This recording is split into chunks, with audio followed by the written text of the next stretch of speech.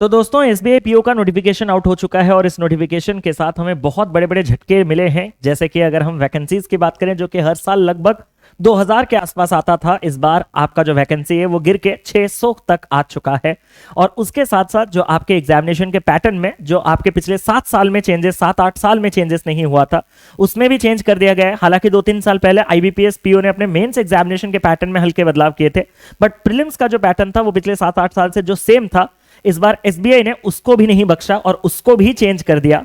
और साथ ही साथ आपका जो एसबीआई का स्पेशलिटी रहता है कि इसमें कोई सेक्शनल कट ऑफ नहीं है, उसने उसको भी मिला के इस बार इंप्लीमेंट कर दिया कि इस बार सेक्शनल कट ऑफ रहेगा। तो इतने ज्यादा जो हमें नए नए खबरें मिले हैं उसको हमें कैसे टैकल करना है, बेसिकली ये सेशन उसी के ऊपर डिपेंडेंट है।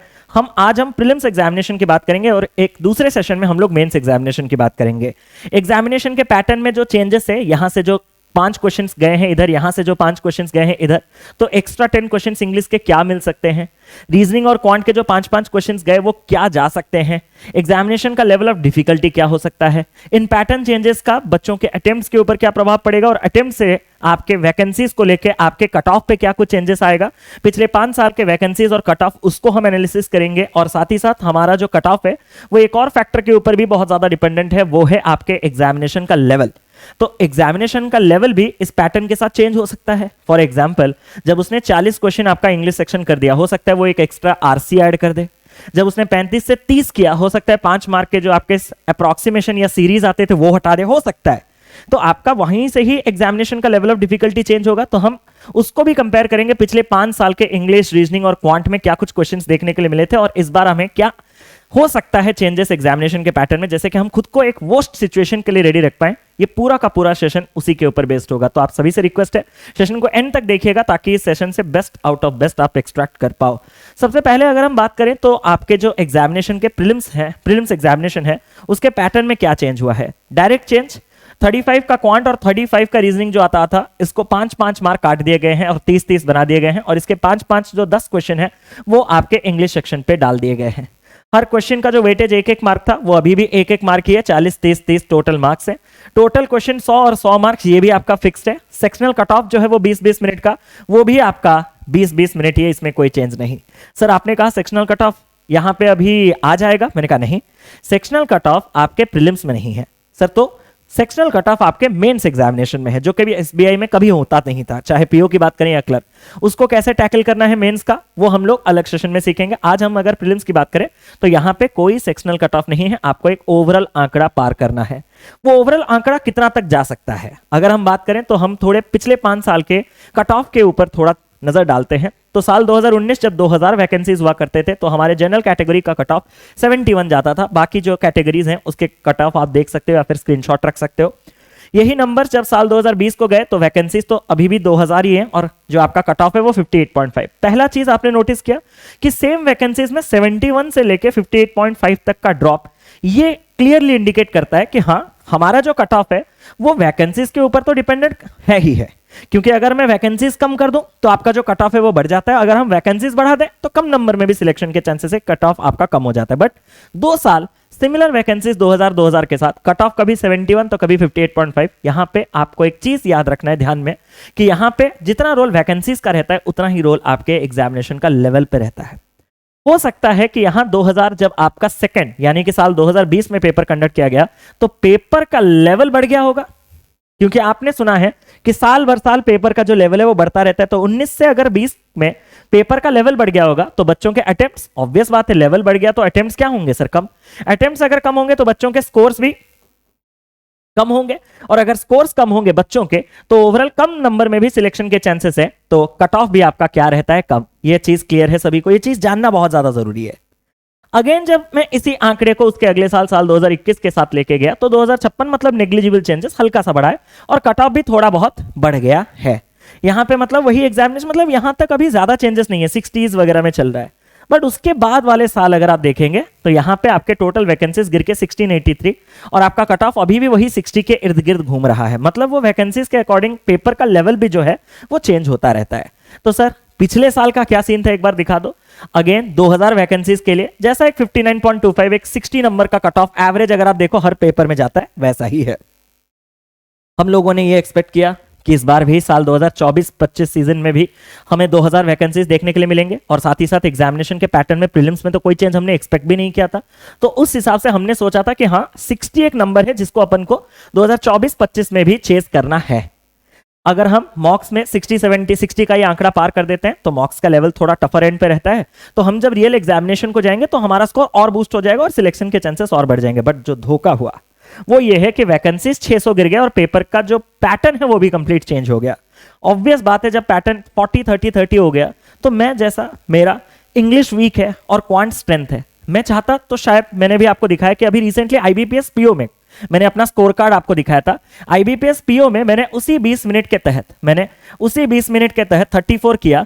तो मुझे बताओ कि एसबीआई पीओ का भी तो वही लेवल रहेगा ना। तो मैं अगर कोशिश करता तो 32, 33, 34, 35 तक भी जा सकता था। बट अब जब वो मार्क ही 30 दे रहा है तो मैं यहां से खींच के मैक्सिमम कितना खींचूंगा, मैं मैक्सिमम 30 खींच सकता हूं। इंग्लिश तो कभी मेरा स्ट्रेंथ था ही नहीं, तो इंग्लिश जितना भी इजी आ जाए क्या आ जाए, अपन को तो बस पढ़ के करना है, अपने फीलिंग्स के साथ जाना है। अगर फीलिंग सही हुआ तो आंसर सही, अगर फीलिंग सही नहीं है तो आंसर गलत। तो उस बेसिस पे मुझे ये जो मार्क्स है इसका लॉस मुझे भुगतना पड़ेगा। तो मैं यहां पे आपको सबसे पहला चीज जो है वो ये कहना चाहता हूं कि अगर आप इस पेपर में डिसेंट अटेम्प्ट लेना चाहते हैं तो क्वांट रीजनिंग तो अपने रास्ते जैसा आप जहां से पढ़ते हो वैसे करो, बट इंग्लिश को एज ए सब्जेक्ट की तरह अलग से कंप्लीट कीजिए। आज भी जब मैं इंग्लिश का सिलेबस आपसे पूछता हूं, आधे लोग मुझे बता भी नहीं पाते हैं सिलेबस, क्योंकि एज ए सब्जेक्ट उन्होंने कभी इंग्लिश नहीं पढ़ा। बस ऐसे ही कैजुअली कोई क्लास में घुस गए, कुछ एडिटोरियल एनालिसिस चल रहा है, कुछ वोकैब्स चल रहा है, कुछ ईडीएम फेजेस चल रहा है, कहीं पे प्रैक्टिस चल रहा है, तो घुस जा रहे हो, कहीं मॉक दे रहे हो, मॉक टेस्ट का एनालिसिस करो, आप एक रैंडम हैफेजेड मैनर पे इंग्लिश की तैयारी करो। बट इस बार वो नहीं चलेगा, बिकॉज यहाँ प्रीलिम्स क्लियर करना सबसे ज्यादा जरूरी है और 40 क्वेश्चन आपके इंग्लिश सेक्शन के हैं। चलो वो चीज तो बाद की बात है। तो अब दूसरा जो फैक्टर है जिसके ऊपर आपका कट ऑफ डिपेंड करेगा कि क्या हम इस बार 60 नंबर को चेस करके जा सकते हैं। तो अभी जैसे मैंने आपको एक एग्जांपल दिया कि मुझे नहीं लगता कि जब मेरे 5 मार्क क्वांट में कट जाएंगे, रीजनिंग में भी 3-4 अगर कट जाएंगे वैसे, तो मेरे इंग्लिश में अगर वैसे अच्छे खासे स्कोर नहीं आ पाएंगे, तो मैं इस स्कोर को तो अभी एक्सपेक्ट नहीं कर रहा हूं। लेकिन जो वैकेंसीज हैं वो वैकेंसीज कहीं ना कहीं इतने कम हो चुके हैं जो क्लियर इंडिकेशन दे रहा है कि अगर 2000 वैकेंसीज में, आप समझिएगा इस बात को, मान लो ये है 60 नंबर, किसी ने 60 रखा है, किसी ने 61 रखा है, किसी ने 65, किसी ने 67, किसी ने 70, किसी ने 80, किसी ने 91 तक रखा है।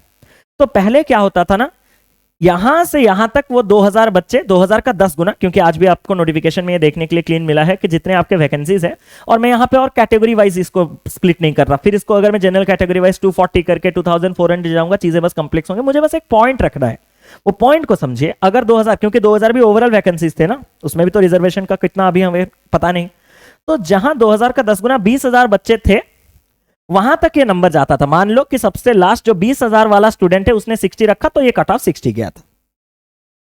बट जब अब 20,000 ना होके 600 का 10 गुना 6,000 बच्चों तक ये चीज जाना है, ये भाई सब कट ऑफ, सब कैटेगरीज अलग है, मैं बस एक कैटेगरी मान के चल के एग्जाम्पल की तरह बता रहा हूं, इसको फिर मिस इंटरप्रेट मत कीजिएगा।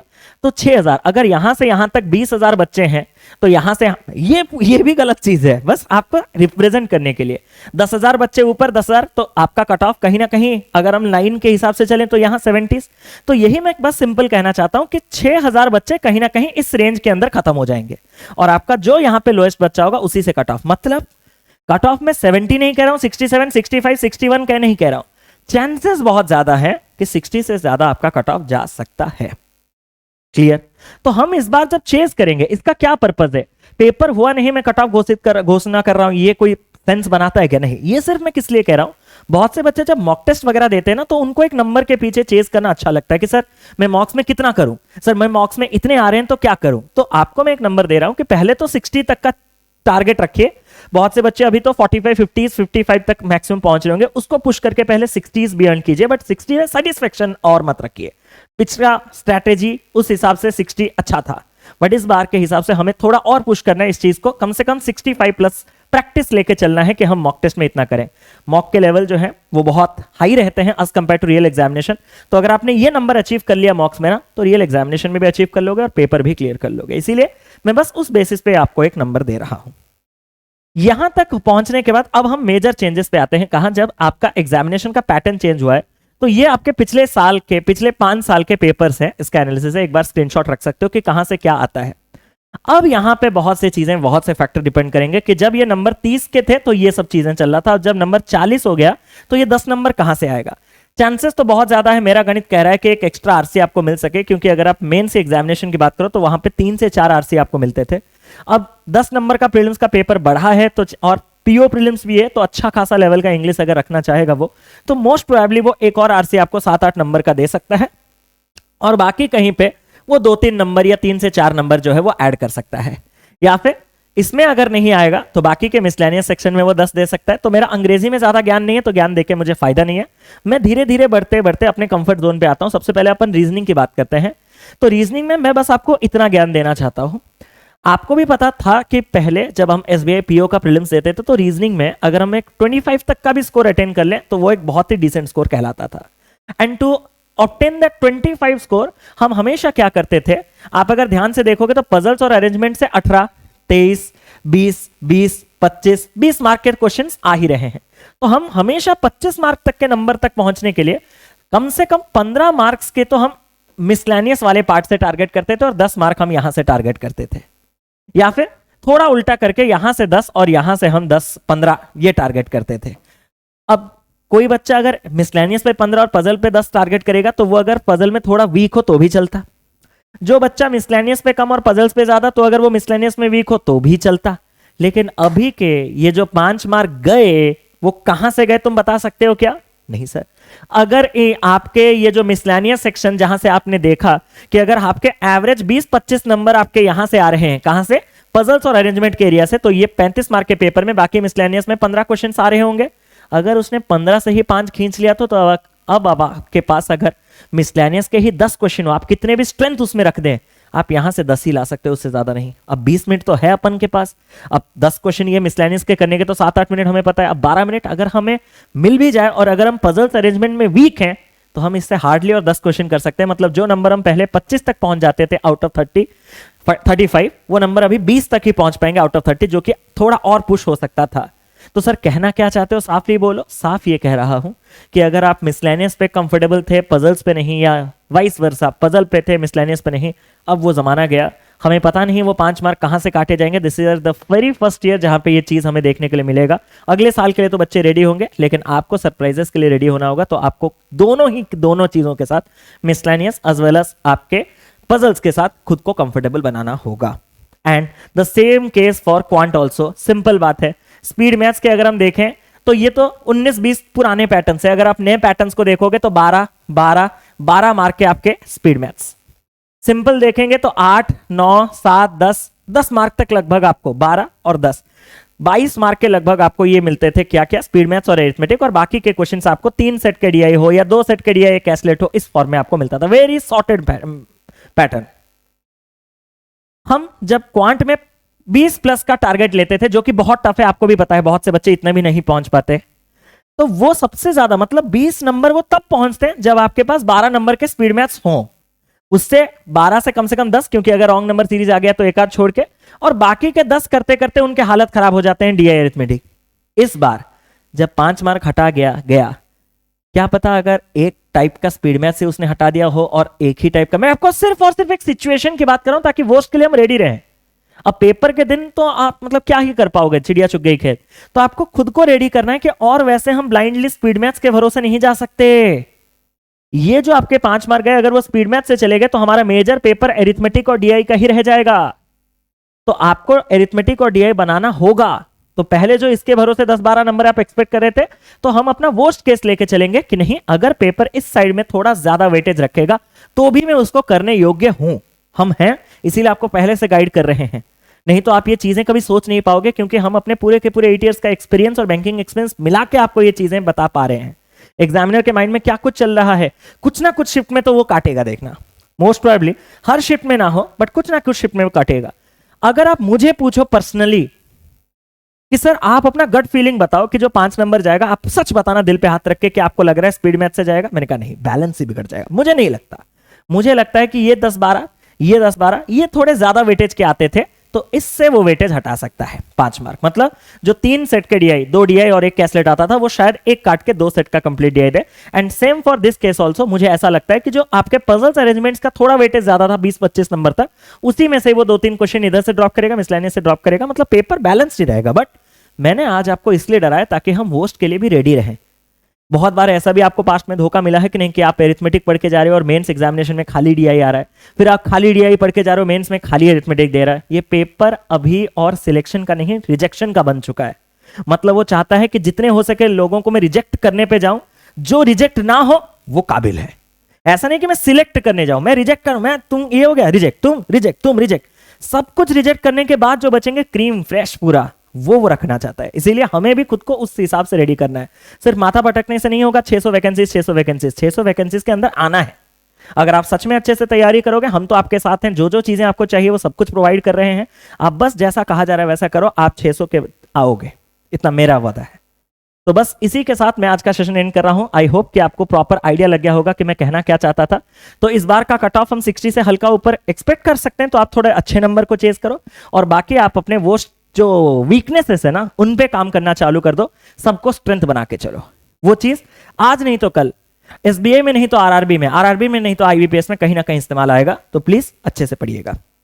बाकी जो प्रीवियस ईयर पेपर जहां यहां पे हमने लिखा है कि ये ऐसे आते हैं, उसका एक्चुअल लेवल क्या होता है वो जानने के लिए आप हमारे प्रीवियस ईयर प्रीलिम्स के क्वेश्चन पेपर का एक प्लेलिस्ट बना है। उसमें सबसे पहला वीडियो एसबीआई पीओ प्री का है, फिर 2-3 क्वेश्चन छोड़ के जाओगे, ये 23 का पेपर है, ये 22 का पेपर है, ऐसे सारे के सारे पेपर्स आपको मिल जाएंगे एसबीआई पीओ, एसबीआई क्लर्क सबका। तो वहां से आपको एग्जैक्ट एग्जाम लेवल भी पता चल जाएगा। आपके यूट्यूब चैनल पे रात के 9 बजे तो डेली बेसिस पे प्रैक्टिस क्लासेस चल रहे हैं। वो उसमें कोई कंजूसी, कोई कंटेंट की कमी नहीं रखी जा रही है, वो आप अटेंड कीजिए। और साथ ही साथ अगर आप एसबीआई पीओ क्लर्क के लिए कंप्लीट फाउंडेशन बेसिक्स एडवांस पढ़ना चाहते हैं तो संभव बैच में हमारा कंप्लीट फाउंडेशन ऑलरेडी अवेलेबल है। सर हमें आपसे लाइव पढ़ना है, आप हमें जैसे सिखाते सिखाते जाओगे। तो ये आपके जनवरी में जो फ्रेश बैच इसी के अंडर स्टार्ट होगा। मतलब अभी अगर आप संभव में एनरोल कर रहे हो तो अभी का जो पुराना कंटेंट है, जो पिछले साल का फाउंडेशन है, वो भी मिल जाएगा, जो कि हमने रिसेंटली कंप्लीट किया था। और जो फ्रेश कंटेंट अभी आपका रेडी चल रहा है जनवरी में जो स्टार्ट होगा, उसका भी एक्सेस मिल जाएगा। अगर आपने ऑलरेडी फाउंडेशन किया है और आपको प्रैक्टिस की जरूरत है तो साधना में हमारा टॉपिक वाइज प्री और मेंस का जो कंप्लीट कोर्स चल रहा है उस पर आप एनरोल कर सकते हो। इसमें सालों साल आपका प्रैक्टिस चलता रहता है, तो आपको कंटेंट की कोई कमी नहीं होगा।